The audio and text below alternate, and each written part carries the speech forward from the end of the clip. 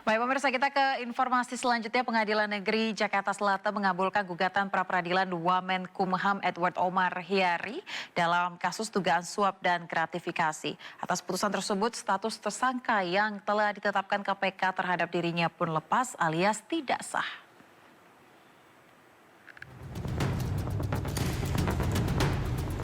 Hakim Tunggal Estiono memutuskan untuk mengabulkan gugatan pra-peradilan Wamenkumham Edward Omar Hiyariech dalam sidang putusan yang digelar di Pengadilan Negeri Jakarta Selatan.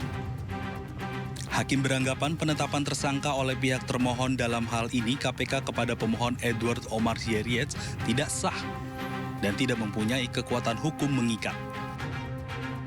Dengan putusan ini, Edi Hiyariech terbebas dari status tersangka yang sebelumnya telah ditetapkan oleh penyidik Komisi Pemberantasan Korupsi.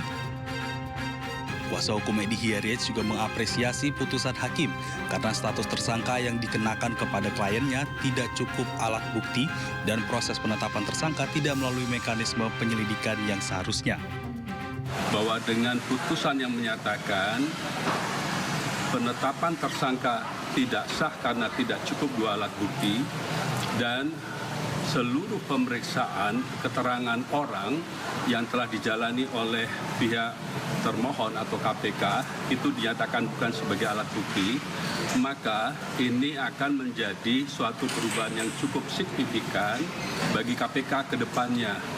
Kami mengharapkan KPK untuk bersedia merevisi POB-nya yang mana menetapkan seorang tersangka itu dapat dimulai setelah penyelidikan selesai, tapi belum dimulai dengan suatu proses penyidikan. Sebelumnya, Wamenkumham Edward Omar Hiyariech ditetapkan sebagai tersangka oleh KPK karena kasus dugaan suap dan gratifikasi.